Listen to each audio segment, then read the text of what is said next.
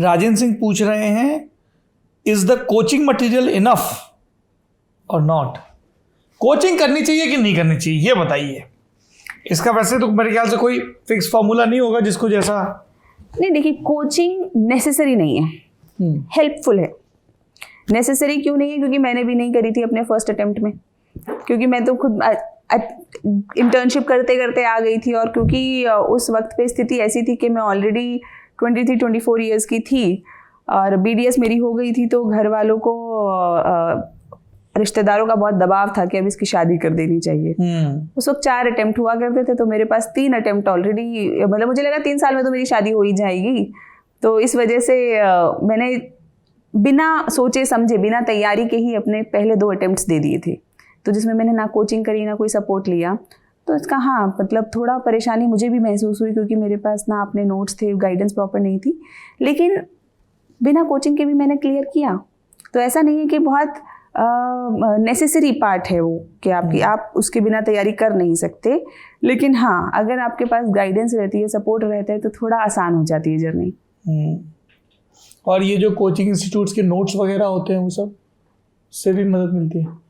जैसे मान लीजिए मैं पैसे नहीं चुका सकता, मेरे पास पैसे नहीं है इतने कि मैं कोचिंग करूं, तो मैं किसी सीनियर से जिसने कोचिंग की गाइडेंस ले लूं, वो बता दे। बिल्कुल, गाइडेंस ले लीजिए। नोट्स तो देखिए आजकल दुकानों पे तो जो मिलते हैं, फोटोस्टैट या वैसे, वो तो मिलते ही हैं, लेकिन आप आज टेलीग्राम पे जाएं, नोट्स ही नोट्स हैं। इतने नोट्स हैं कि थोड़े समय में डूब जाएंगे नोट्स में, इतने नोट्स हैं। तो मैं अक्सर जो बच्चे मुझसे बात करते हैं, मैं उन्हें ही कहती हूँ कि अब परेशानी नोट्स की नहीं है, वो पुरानी बात हो गई जब हमारे पापा और या उस जनरेशन के लोग कहा करते थे ना कि अरे हम तो बस लेके जाते थे, फिर वहाँ एक दुकान थी, वहाँ से UPSC का सामान लाते थे और पढ़ते थे। अब पूरी तरीके से परेशानी उलट गई है। अब परेशानी हो गई है कि अब इतने नोट्स हैं कि बच्चा जब चाहता है कि अब बैठता है ना, मैं क्या पढ़ूँ, उसे यही नहीं पता मैं क्या पढूं, उसको लगता है ये भी पढ़ लूँ, ये भी पढ़ लूँ, ये भी पढ़ लूँ। अब क्योंकि इतनी सारी चीज़ें हो गई हैं, तो वो उस पूरी इंफॉर्मेशन की नदी के अंदर, या जिसे कहना चाहिए ओशियन के अंदर, डूब जाता है।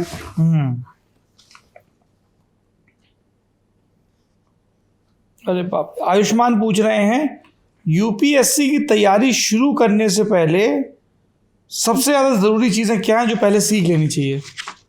मुझे ये सवाल समझ में नहीं आया।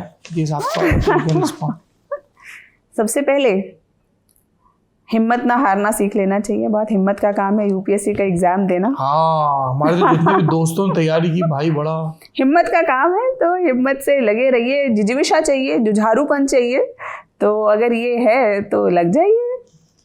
ये राशि का सवाल है, कितना ज़रूरी है करियर? क्या एक अच्छे करियर के लिए अपने रिलेशनशिप को दांव पे लगा दिया जाए?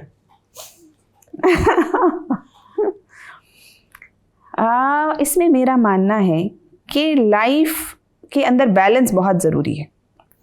चाहे वो आपके करियर का हो, रिलेशनशिप का हो, इमोशनल बैलेंस हो, प्रोफेशनल बैलेंस हो, स्पिरिचुअल बैलेंस हो, और चाहे सोशल बैलेंस हो। तो हर तरीके से जो बैलेंस है वो बड़ी इम्पॉर्टेंट चीज़ है। अक्सर बिगड़ सा जाता है बीच बीच में, कभी कभी किन्हीं फेज में, लेकिन अच्छा करियर आपको एम्पावरमेंट देगा, आपको वो क्षमता देगा जिसके अंदर आप अपनी बात रख सकें, अपनी बात कह सकें।